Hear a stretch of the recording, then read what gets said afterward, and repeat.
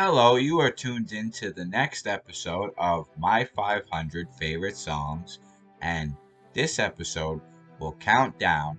Now we've crossed the halfway point at 251, so we'll go from 250 all the way down to 201. Now, from the last few episodes, as I've explained, this is just purely my opinion and just some song suggestions in case anybody's interested in learning more about different kinds of music and just many things I would recommend from different artists as we go along.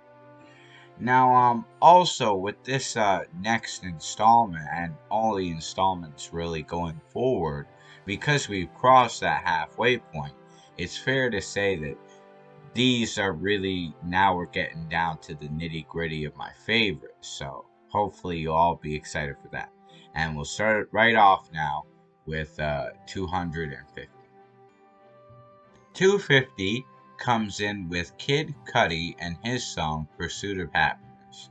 Now, when he first came out, he really had a hot buzz because he had appeared on a lot of big artist songs like J. Cole and even Jay-Z's records. So right from the start, he showed he had a distinct voice, a very unique vibe and sound to his approach to R&B music and all the other genres he would involve in. Now, what makes this song great is it's really deep and profound. It's actually got really great lyrics. It's well written. But the melody and the way he sings it really, it almost is timeless. Like it stops time. It really freezes the moment in place. And you really can not only appreciate the music melodically, but also the lyrics and the wisdom of what he's saying. So that's why it's 250. 249 goes to West Coast rapper and DJ Quik, with his song Born and Raised in Compton. Now, DJ Quik is really one of those underrated masters of the turntables out on the West Coast, and as far as being a producer, there's certain times I think he could even rival the likes of Dr. Dre and Warren G and even Daz Dillinger, because his beats were really funky and really original, and especially in the competitive era of the G-Funk, the gangster funk rap era, he had a lot to keep up with, so he was often overshadowed and outshined. But a song like Born and Raised in Compton, he's ripping the turntables. The soundtrack is great with the sampling that he uses to accompany it. And he was actually a master freestylist. He didn't write nothing down. So overall, he was a great artist. And that's why I picked this song for 249. Because it really shows what a genius DJ Quik really was. 248 goes to Bruce Springsteen with his song Cover Me. Now, Bruce Springsteen is a master artist, as in he's had many great, well-written songs, many chart very high. He's had a lot of commercial success, and yet he has always found a way to be true to himself. He has a very um, bluesy folk almost kind of approach to how he writes songs, and the way he's very experimental, as in his music isn't just rock, it's a mix of so many things on top of the rock, and that's what always makes his music very interesting. Now, a song like Cover Me, it's great because it shows how great he was with double meanings in his songs. Meaning, he could make a song and make it seem like it could be about two things. Like, with Cover Me, it sounds like, cover me, I'm going in the wartime. And then it also could be, talking about love. So there's many different plays on the words of that. And that's what really makes him such a genius historically as a songwriter and as an artist. 247 goes to the legendary pianist and composer Count Basie with his song 5 O'Clock Jump. Now, this song is the most recognized, the most famous of his pieces, and it really shows the mark of genius because of its upbeat, catchy melody that's instantly memorable, timeless, and gets stuck in your head like that. And I mean, there's some great work from all of his big band, including some great stuff from Lester Young playing the tenor saxophone because he was in the band at that time. Now, this piece is also very influential, and it's out there. It's recognized so well, and it's probably the one that saw the most of mainstream success in some ways, because he did it for a short film with Billie Holiday and Sugar Chile Robinson, which was a child prodigy at piano, and he could sing. And their short film is like historically significant. So, and for Count Basie's 5 o'clock jump to really be in that piece, it's just monumental and wonderful. 246 goes to the old school hip hop pioneers themselves, the Treacherous Three, with their song, The Body Rock. Now, a lot of people might recognize the song because it did get sampled for the beat for Mariah Carey's song Honey, which was a big hit. And the beat really is great. I mean, that's part of why it got sampled and everything. But the original version of just the Treacherous Three ripping their thing and rapping, freestyling. That's what hip hop was all about. And, it's sad that we don't have more prevalent examples of that in later years of hip hop, because that was near the end of the old school era when gangster rap was just starting. And yet, some of that music was much more phenomenal and better than anything that would come after. And the body rock was definitely an example of that awesome bluesy rock guitar and some great tight hip hop lyrics, from the old school. 245 goes to the R&B singer, and he was actually a child prodigy himself, Usher.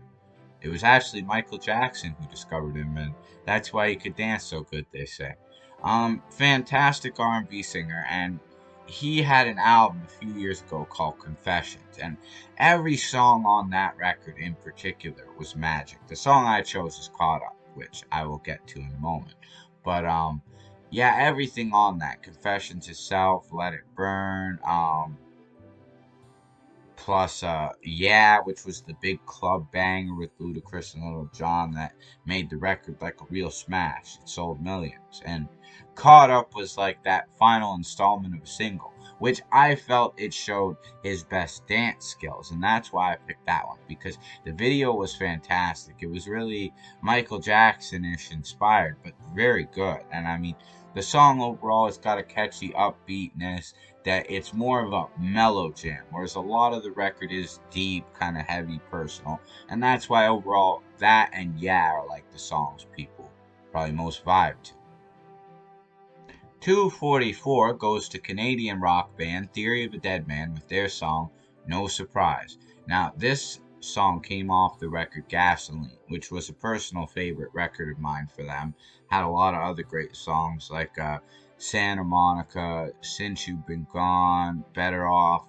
The list goes on. That record was just phenomenal. Now, they were actually a prodigy group discovered by Nickelback after they went to the States, kind of hit it more big, and then signed them to their own record label. And oddly enough, their drummer is the same drummer from the rock band Three Doors Down. He basically had finished up in the studio. They didn't have a solid drummer, so he basically filled the shoes. And they have created some phenomenal music even before that and after, and but that really seems like the pivotal peak of when every song was just solid gold. And No Surprise is them at their best. Like, it's funny, it's ironic, it's upbeat, it's got that groove, that edge, and it's got that just hint of pain and darkness and melancholy that just works with the two. 243 goes to Johnny Mathis with his song I Can See Clearly Now. Now, a lot of people, they know that song is Oh Bright and Sunshine Day, and lots of people have heard it, and it's catchy and it's upbeat, and that's why I picked it, because that's kind of one of those timeless songs that shows Johnny Mathis was just one of those dudes of his era that if he made a song, it was going to be a big hit. And that really seems to be his most timeless hit, even still to this day. Like the one that everybody remembers him for, the one that everybody can really identify with him. And plus, it's such a great song that it has a mix of so many genres. I've even heard of other people like confusing other artists of doing it, because he sings so broad based and smooth and general that everybody could really fit in and you don't really feel like an outsider with the music. And that's what makes it sort of a magical piece of art. 242 goes to rapper and actor Ice-T with his song Midnight. Now, this was before he went on to make the metal band and make Cop Killer with Body Count and got all the controversy. This is also before he did Law and Order SVU. But this was the era when he was still mostly rapping. He had done a few movies like New Jack City, which was great.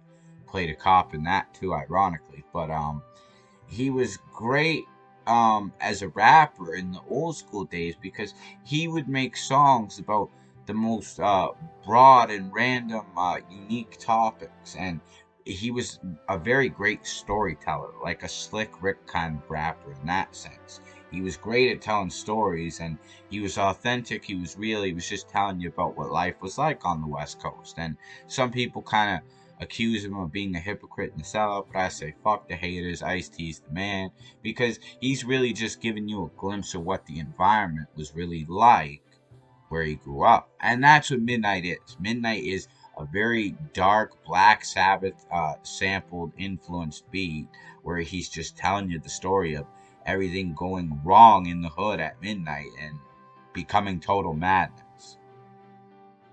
241 goes to a singer who died way before her time, Aaliyah, may she rest in peace, with her song One in a Million, which was produced by Timbaland and actually sampled later on for a Jay-Z song of the same title, A Million and One Questions or something.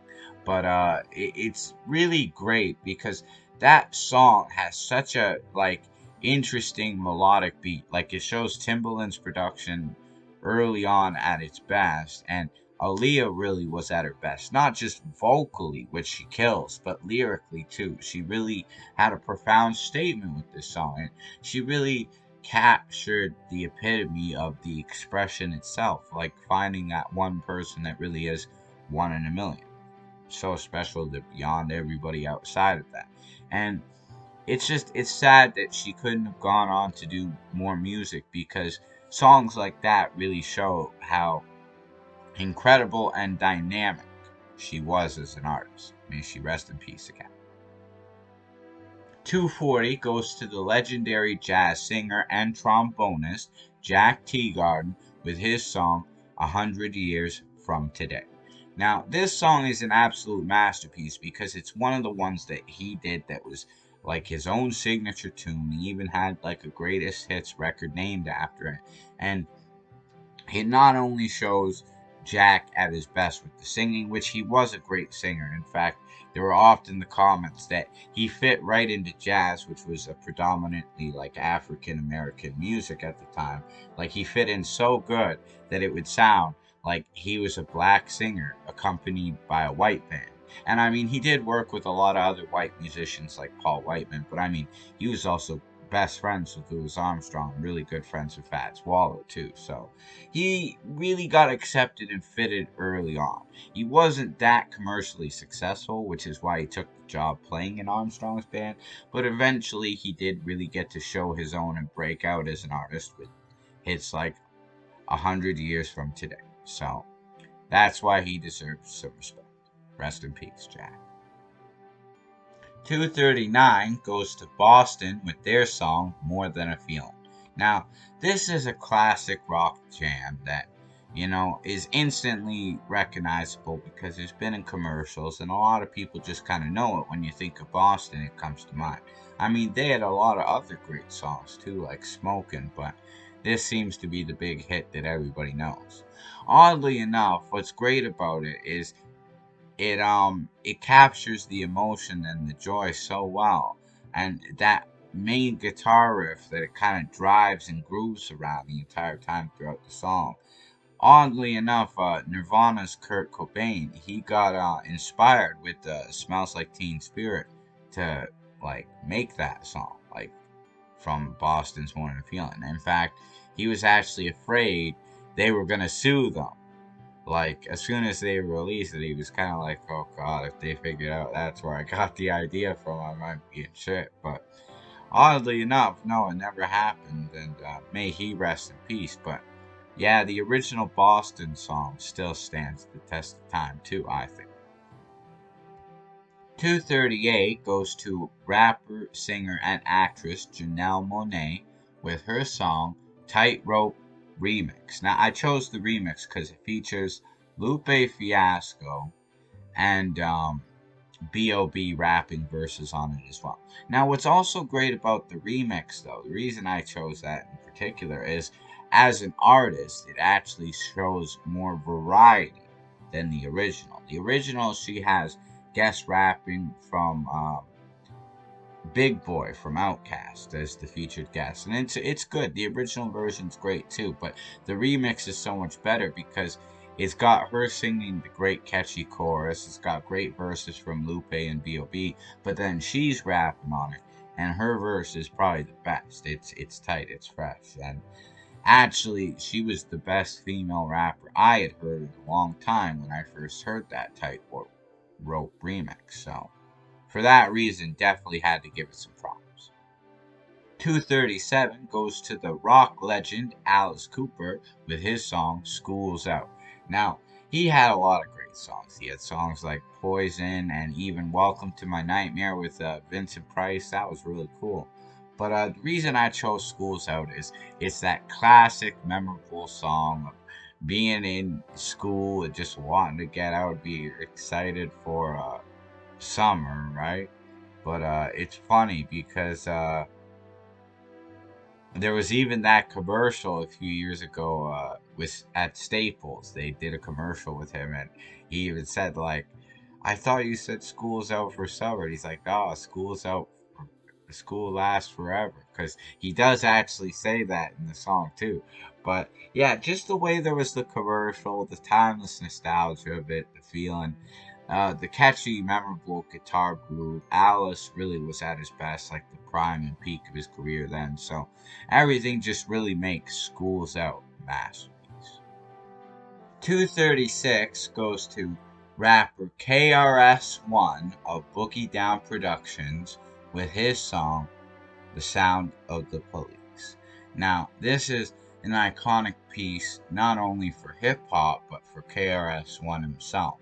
It's become an anthem to represent sort of the police brutality having a direct influence on hip hop and the culture, and sort of using the lyrical response as a form of retaliation. Sometimes in a positive, protesting manner, and other times more aggressive and leads to conflicts. But KRS-One was an original old school hip hop rapper, and for that reason, it seems like his song would actually be more of a protest song against police brutality versus negative uprising and like inciting riots. That would be more of NWA's territory with songs like Fuck the Police. But overall, it is making a just and accurate statement. But this song really goes down in hip hop history as just a classic as well. 235 goes to Madonna with her song Lucky Star. Now, this was the early beginning of her career, and this kind of is what shows why her legacy has lasted as long as it has and endured as many hardships and as many records and triumphs and failures and successes all in one, like along the way. Like, she had always been a very good dancer and could sing, and she actually fronted a pop band, pop punk, sorry. But when she started out, it was a little difficult getting a break, and it was releasing her debut album, self-titled, with songs like this and Holiday and Burning Up, that she actually skyrocketed right to the top of the charts and international fame. From there, the records have gone on and on. She's become an international pop culture icon. Still looks really good even to this day. It's amazing. But and she's getting up there too. But that's why I was like, that's really the prime though at the beginning. It's just incredible. Lucky stuff. 234 is country singer and songwriter Randy Travis with his song Forever and Ever, Amen. Now, this is a song, as the video suggests too for it, that it's about true love and getting married, but it's a really beautiful way of, he has almost funny analogies of loving somebody even when their hair goes gray or their hair all falls out, even, God forbid. But the way he has such a smooth, light melody just backing what he's singing, which he sings beautifully, and the lyrics are so poetic and deep. It's really a classic, just of all time in music. It's very nostalgic, timeless, not only for country, but like I said, just for music in general. And he always was a very good singer as well as songwriter. Like, he wrote some fantastic songs. So I felt like, you know what? That deserves the 234 spot. 233 goes to the old school rap crew, Black Sheep, with their song Flavor of the Month. Now, this was the big hit for them, but everything on that first record of theirs was pretty phenomenal. But this is the one that always sticks out the most because it had a really powerful driving bass group. It had a very unique sound to it.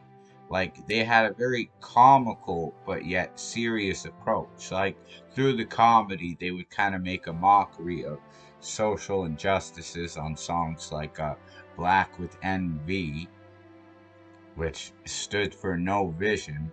So they were a very almost satirical and parody kind of rap crew. But in some ways, they were very advanced for their time. And that's why I think, Black Sheep definitely deserves credit all time on the history list for that one. 232 is the Righteous Brothers with their classic song, You've Lost That Love and Feeling. Now, this song is remembered and referenced in pop culture in such movies like Top Gun, where Tom Cruise is singing the song with Anthony Edwards to the main female character at the bar. And it's funny because like that song really has a timeless like feel. Like, it sounds like it could have been made in the 50s, it sounds like it could have been made in the 60s, the 70s, like the 80s. Like, it's just, it could jump over so many genres of how it really sounds in eras and decades. And the Righteous Brothers were really a timeless act in that regard. Like, they had other fantastic songs like Unchained Melody, which they used for the Ghost soundtrack. And just overall, the Righteous Brothers were a solid duet because as an act, the two of them had the higher and the lower voices, so they'd bounce it off, and you really would get remarkable vocals from both of them always. And it's just sad that, like, one of the brothers did die and they broke up. And, they left us with some timeless classics, though, still. 231 goes to the British rock band Franz Ferdinand with their song Do You Want To. Now, this was the classic song of my teenage years. They really showed me, you know what? British rock still got that classic vibe, classic rock vibe. And it's wonderful because you would see, I remember back when I was in high school, you would see examples of this like through the Kaiser Chiefs and Arctic Monkeys. And sadly, Franz Ferdinand didn't keep the success going like the other two I mentioned, right? But they had quite a unique, distinct sound. It was very European, it was retro, but it was mixed with like almost like the Depeche Mode sounding pop meets British rock, and it was very cool. It was different. Even had a bit of jazz, I'd say, to it. But that's why I wish we could have seen more of them. But they were fantastic as a band, and that overall is just a classic jam I had to put on my list. 230 goes to the Four Tops with their song Ain't No Woman, in brackets, like the one I got. And this is really a timeless song of soul, R&B, a wonderful sort of quartet of vocalists with varied styles and ranges, smooth as butter, each of them. And just the instrumentation with the funky, soulful 70s guitar meets the strings. It's just, it's a beautiful ballad, not just lyrically, because lyrically what the guy says is very deep and poetic and something very easily relatable when you find that special person alive. But musically, it's very moving, it's soul stirring, it's passionate. And I mean, that's why that song in particular was actually sampled by Jay-Z and interpolated in the song from Reasonable Doubt he did with Foxy Brown. So it's just that timeless effect of the Four Tops, with like many of their other songs, it just carries on. 229 is Jay-Z's protege, oddly enough, Beanie Sigel, with his song What's Your Life Like 2. Now, the first version's pretty good, but the second version he did, um, which that whole record, it was bang on. It was wonderful. The Reason, it was fantastic. And the record that made the record so good on it was this song, because he uses a very odd sample. It's actually from the original black and white Hunchback of Notre Dame, a very sad, moving melody.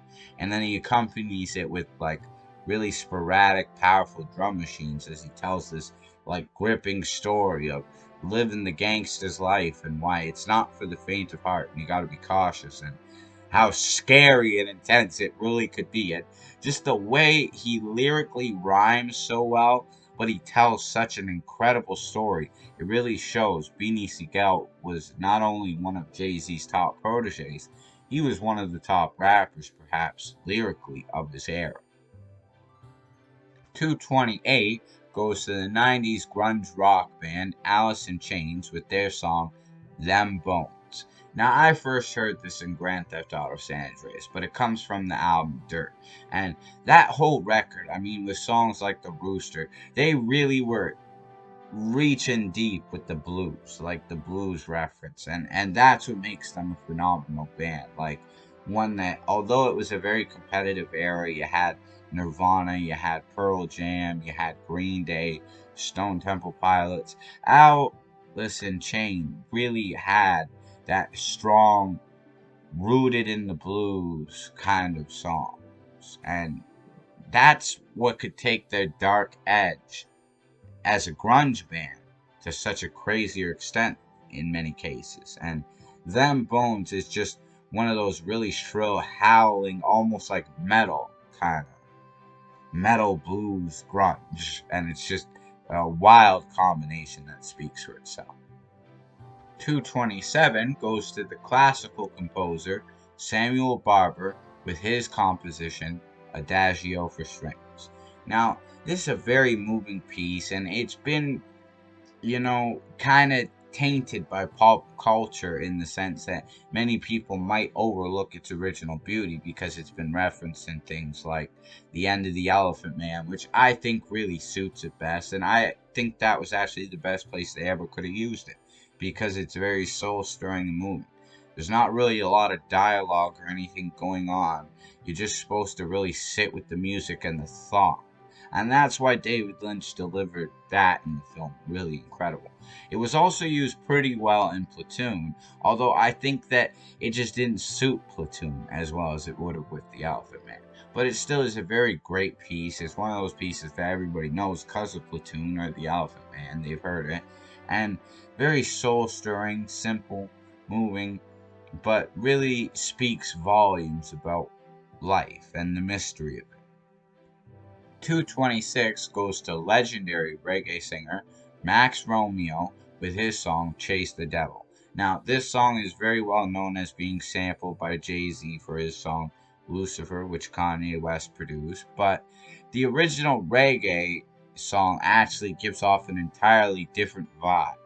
Like, Jay-Z is almost promoting Lucifer with his version, whereas Chase the Devil is almost like staying strong to God and almost with the faith, the holy scripture, you're able to fight the devil off. And it's a very contrasting sort of difference. But there is always sort of that debate of, is reggae like really acceptable to be referenced in gospel when it's very secular music, the dance hall sort of scene. A lot of critiques among like Caribbean Christians with that. But overall it's a classic song that tells a wonderful story. It's a very great piece of reggae work, and I mean the man's a legend. He's been making records for over 70 years. He's just incredible. So shout outs to Max Romeo for that. 225 goes to the incredible old school to the now, Busta Rhymes with his song, Gimme Some More.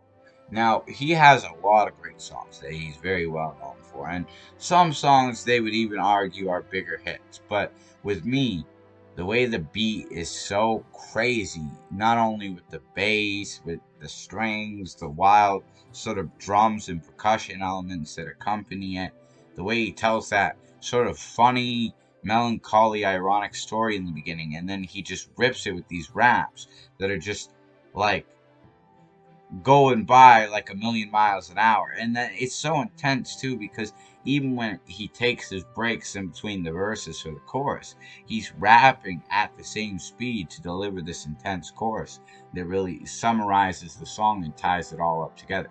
It's like he's basically saying, you can't give me no more. I'm literally saying as much as you could possibly fit in this time frame, which he lyrically demonstrates.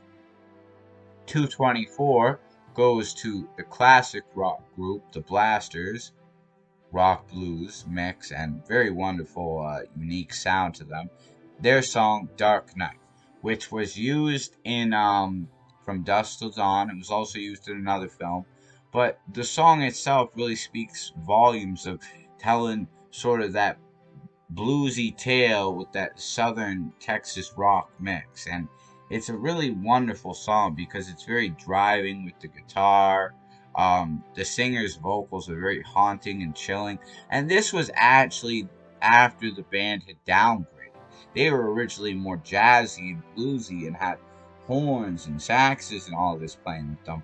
But then after some of the members left, when they basically downgraded and became a focused like quartet for a while. That's when they recorded that piece, and they toured for a bit. But oddly enough, this was after that they broke up the original lineup, and it's sad because they really were an incredible band, as the song shows. 223 goes to R&B singer Domino with his song Tales from the Hood.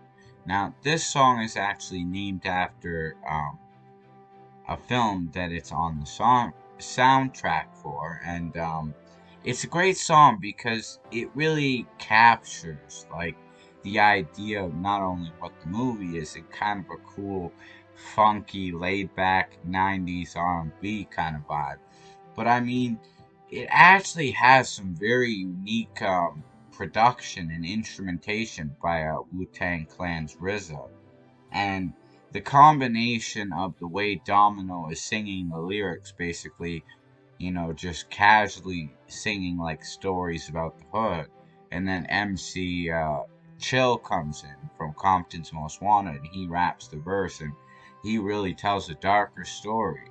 It really is a wonderful example of hip hop and R&B blending smooth together. 222 goes to Japanese pop rock band V6 with their song Brand New World. Now, I really like this song because, as a lot of people who have heard this song, it is featured on the Inuyasha soundtrack, and there's another song they did too, which is pretty good, called Change the World.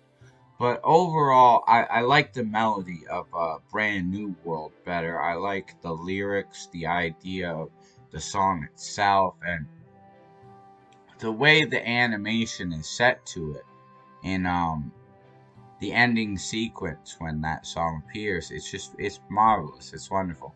Now, what makes them a great band is they're actually really phenomenally well known in Japan. Like, they're big acts, but I think they got approached to do the Inuyasha soundtrack when they started making the anime and even the English dub, because they wanted to have the top stars, which they did get for Inuyasha, all kind of chip in to show, hey, this is a masterpiece of Japanese art. Let's have very wonderful Japanese music for the soundtrack too. 221 is rapper of the Ghetto Boys, formerly Scarface, with his song My Block.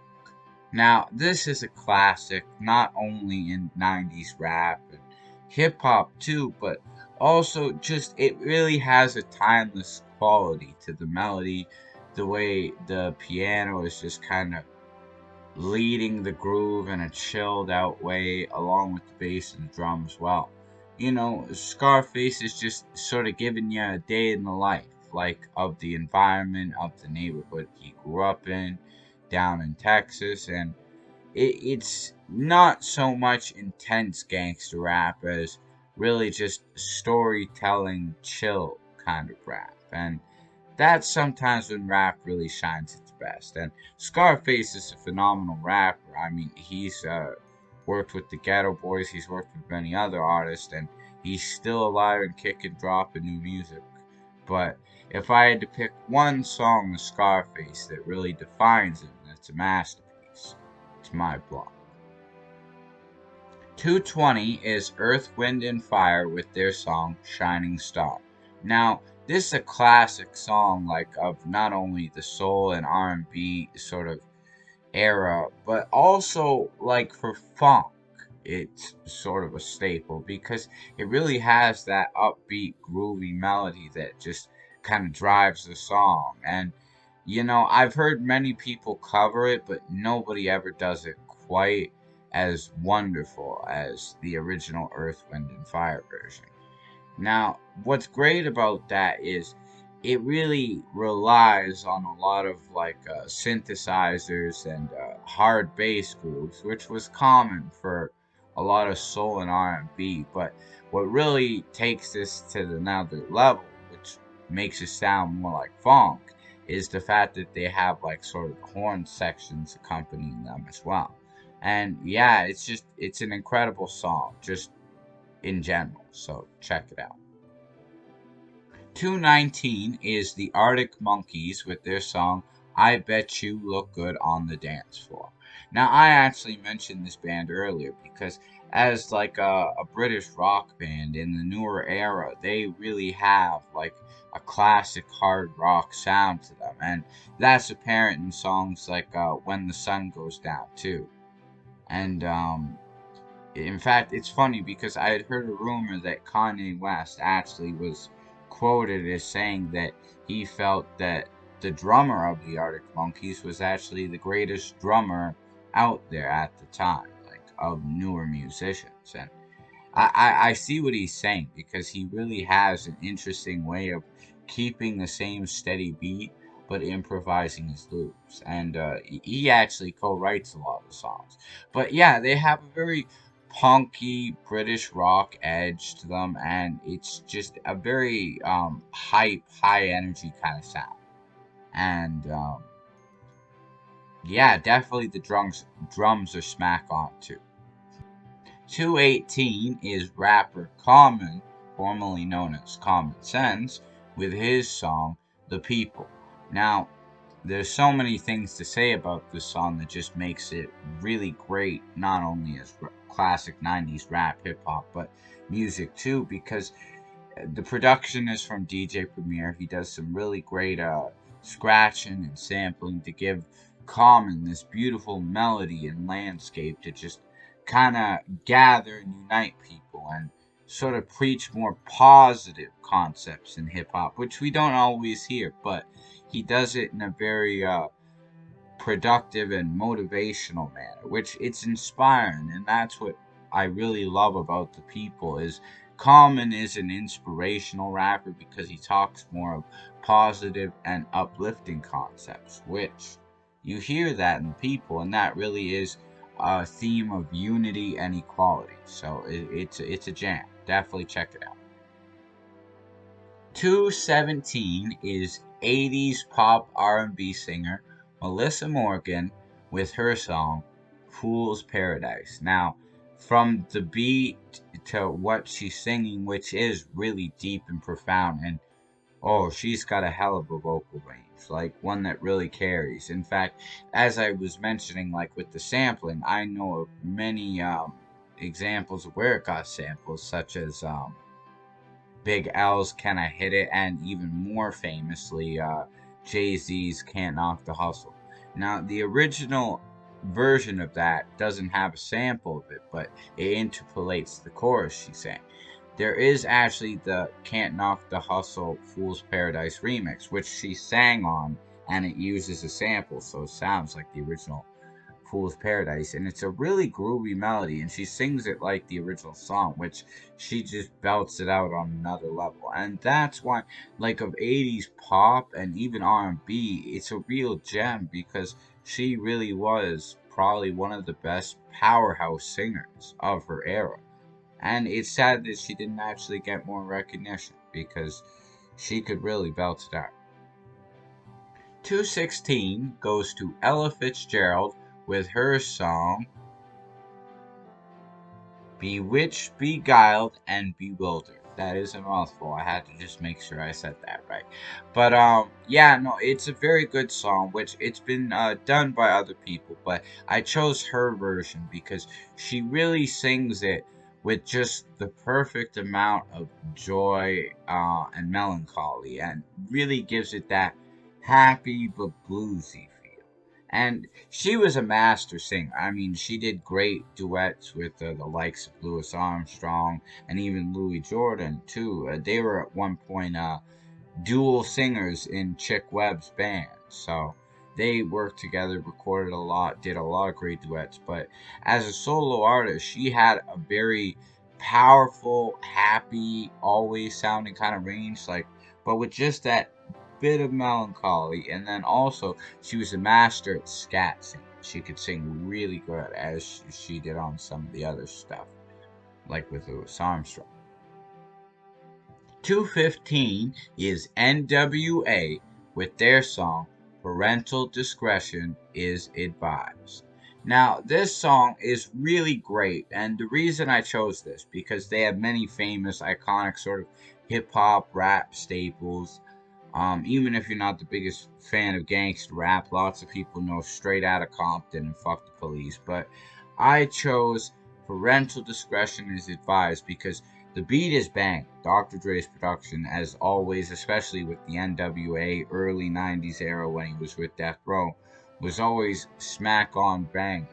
Now, with this song, that makes it really special is he raps with lyrics written by the DOC, who raps first. And then Ice Cube's on it, MC Ren's on it, which they wrote their own verses. And then the DOC actually wrote a third verse for Eazy-E. So the DOC wrote most of the lyrics on that song, 3 verses, including his own.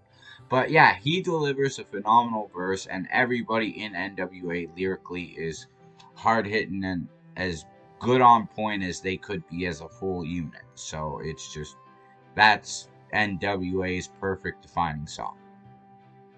214 is Saori Hayami with her song "Jewelry," which is from the Card Captor Sakura Clear Card soundtrack. When they basically had the original series, they made a newer adaptation where she's basically strengthening, empowering, and sort of creating her own cards, to just summarize quickly.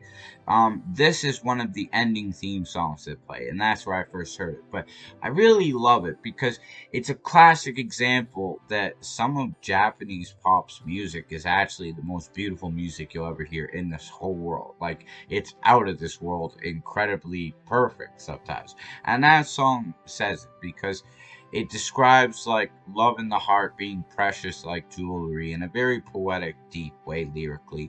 And then the melody, I mean, you have some great instrumentation as far as like the backing accompaniments of the drums, the keys, and the bass and stuff. But the piano is just driving on that song, and I mean, it is groovy.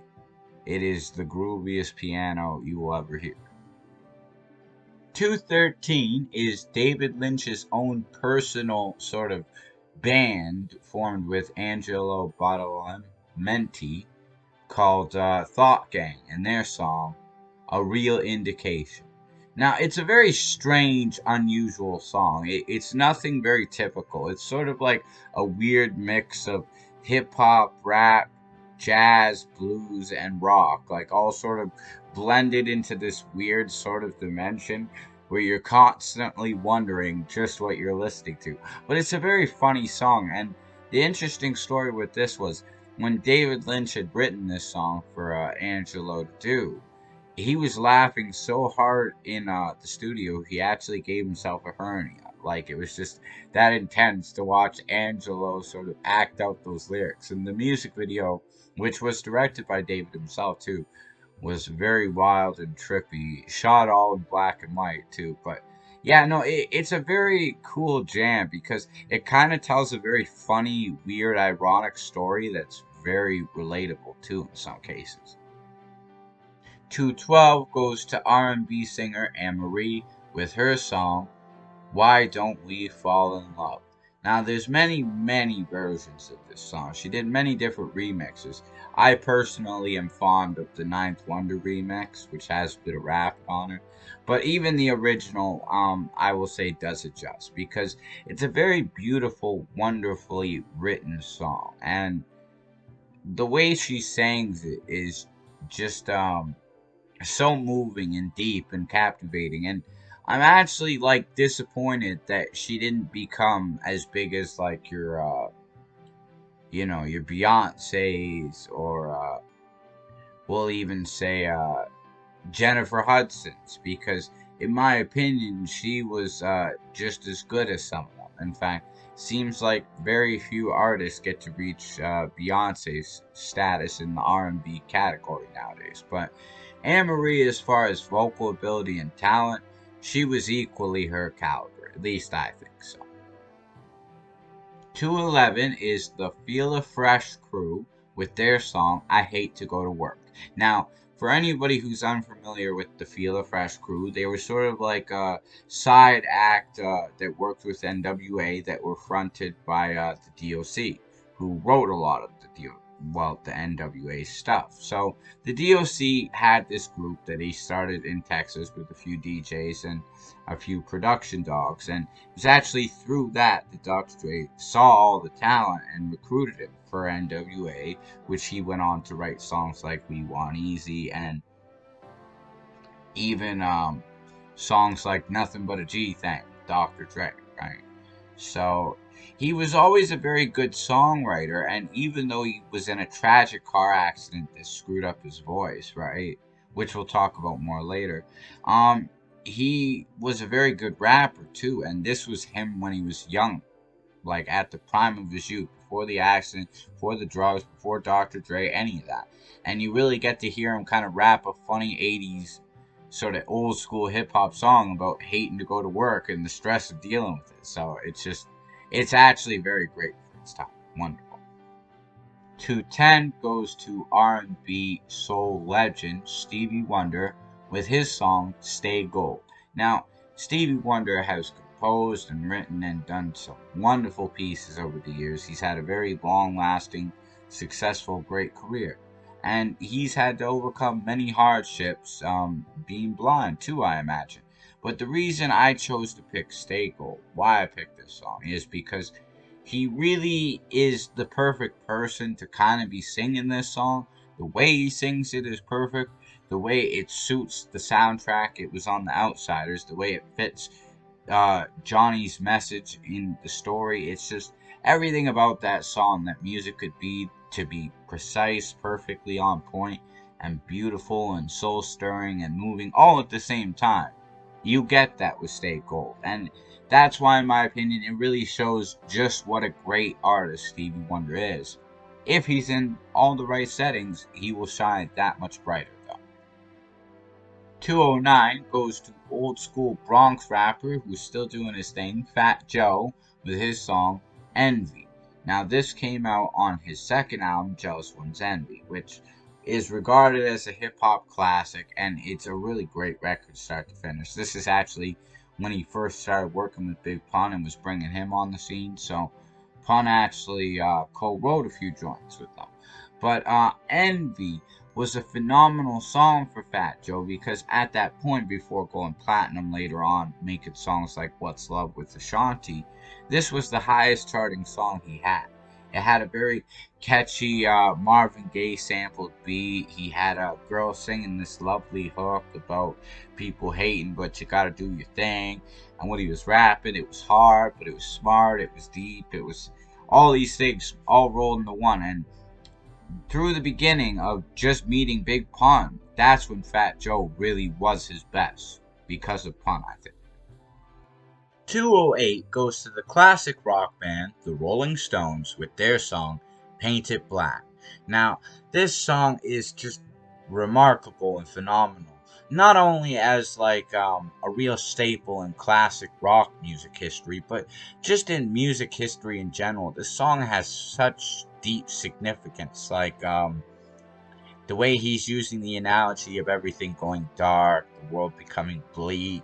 It could be, associated with what was going on at the time, the Vietnamese War going on. And then there's many elements, too, to that song that really hype up, like, the musicality of it. Like, the guitar is, as simple as it is, it's very bluesy. And you could definitely tell why the Rolling Stones were heavily influenced by like blues musicians, even like Muddy Waters. Actually, their band name comes from a song of his, the Rolling Stones, right?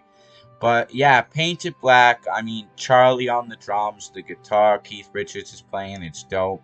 The vocals, they're eerie, they're chilling, powerful. It's a great, deep, profound song.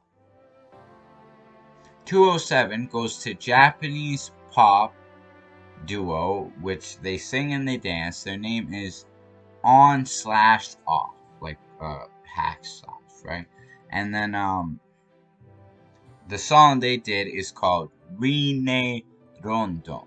Now it's a very interesting song because it appears on the soundtrack of the anime Vampire Night, and that's really what the song is, kind of the lyrics are about in sort of ways, is the ideas of the show, but also the romantic element, sort of, which what makes the song very beautiful.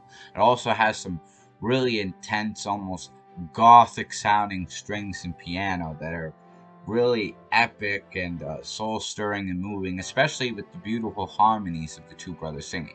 They were actually a duo dancing on the streets for money, and they got discovered by a big record label. And oddly enough, the two brothers look like the two main characters almost from the show in their own way, like just different hairs, right?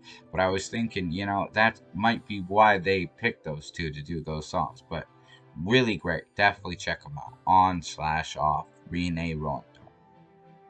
206 goes to avant-garde musician Barry Adamson with his song Something Wicked This Way Comes. Now, just in music in general, this is a phenomenal piece because there's some really good jazz work at play here. There's some great trumpets, there's some wild organ, some almost hip hop sounding kind of drums, and it really sounds like a mix of so many things you start to wonder exactly what it is, which by definition is what avant-garde music is.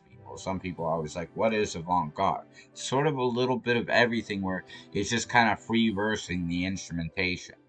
And this is a really great example of this. Now, I heard this piece first in the David Lynch movie Lost Highway, which I recommend you check out. He actually did a few compositions for that movie, and this was an original one that David asked for. And I think I know why, because it really has a groovy jazz kind of party vibe to it, but there's almost an eerie quality hidden in the melody that really ties with the movie very well. 205 is the reggae singer and actor Jimmy Cliff with his song The Harder They Come.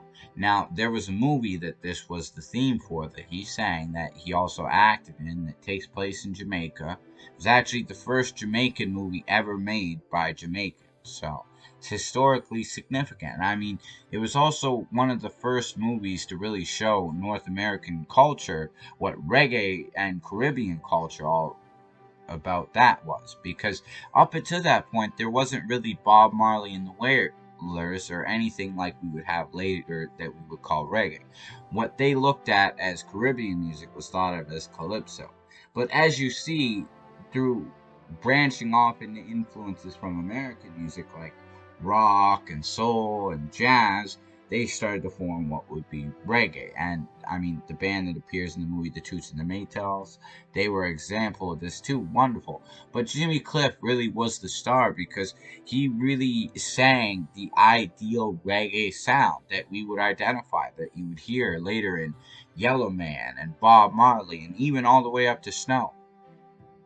204 goes to trumpeter and composer Dizzy Gillespie with his song A Night in Tunisia. Now, this song was actually performed too with Miles Davis and Charlie Parker, but originally the recorded arrangement was Dizzy on trumpet and Charlie Parker or Bird playing alto saxophone. And that original recording has become one of the most famous, incredible pieces in jazz history because you type in on Google famous alto break. You literally go on Google famous alto break. That comes up. And that is part of that song because that was one of the times when Bird and Dizzy had traveled out to California. Now, before Dizzy and them headed back, they actually had a recording session. Now, a few times throughout it, Bird was not his best, but this was one of the times when Bird was exceptionally sharp, played phenomenal, Dizzy plays phenomenal, and everybody is really grooving, and they take that song to a whole new level that it's like, I don't think anybody else ever dared to cover it other than people who actually played with these people just because they took it to that level. 203 goes to the singer Julie Cruz with her song The World Spins. Now, this song originally appeared in the Twin Peaks soundtrack, and they actually play it right near the end of the episode where Maddie gets murdered. Now, sorry for spoilers in case anybody hasn't seen it, but basically, just in case you're wondering where did they play the song in the show, and that's where I first heard it. And she didn't really get that much success other than working in the Twin Peaks songs and through other soundtracks with David Lynch, but she did release an album which won an award, and that song in itself actually charted very high. She had another hit which became the Twin Peaks opening song, Fallen, that did go to number one. So she was an incredibly talented singer, and she suffered with a very rare foot disorder, which basically to stand for long periods of time or even walk around, it was really painful for her. So she had to, even when she did work, have special shoes with like basically insulated gel soles just to accommodate her. And it's almost like she was floating, but maybe the pain accommodates for the bluesy, haunting quality of how she sang, which was remarkable and beautiful. But eventually it just got too hard for her to perform and sing anymore, so she retired. 202 goes to the legendary classical composer Bach himself with Pachelbel's Canon in D major. Now, this is a piece really sums up the beauty of why everybody praises Bach as that historical classical composer.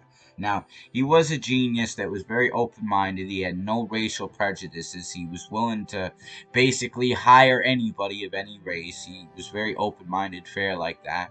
He also believed that music should be for everybody, not just for the rich people, which a lot of people were sort of had issues with him for, but he wanted to play for the poor people as well. And sometimes that created a lot of controversy and issues with higher ups, but he stayed true to his guns. He believed music was for everybody.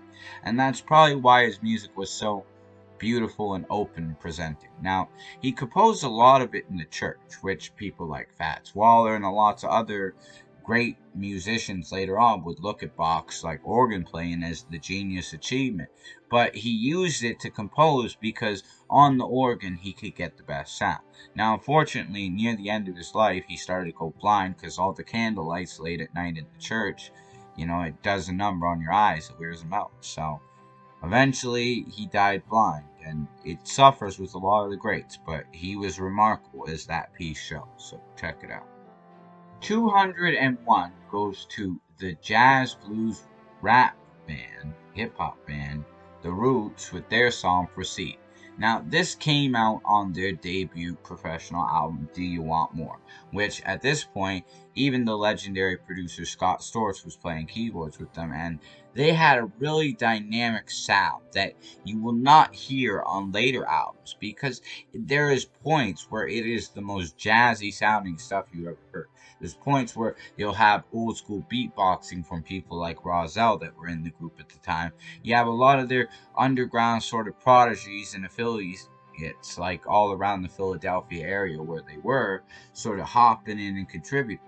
Now, in this point of the band's career, before they went on to become the band for Jimmy Fallon, um, which they've gone on to release a lot of albums, but this was really the peak of their creative influence as uniqueness as artists. I mean, this is when they had two rappers in the group, and they would get other people too. But later on, it became Black Thought's group. Now, Black Thought is sort of the main star, the head vocalist of the group. But I mean, back when they had Malik B and even the drummer Questlove did some vocals, they had a very more raw, underground, gritty sound, which I dig.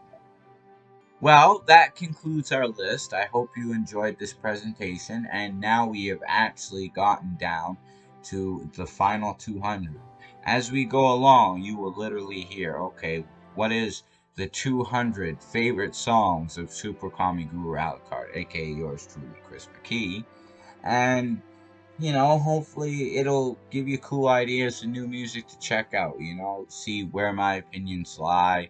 If you have any questions, you want to learn more about these songs or the artist, feel free to comment. Please keep it friendly, don't hate, because we don't want negativity all over YouTube. There's enough of that. But yeah, hopefully you enjoyed this episode, and you'll stay tuned where we will count down the next 50 in our list, and we'll go from there. Have a good night. Oyasumi Nasai. Super Kami Guru Alucard out.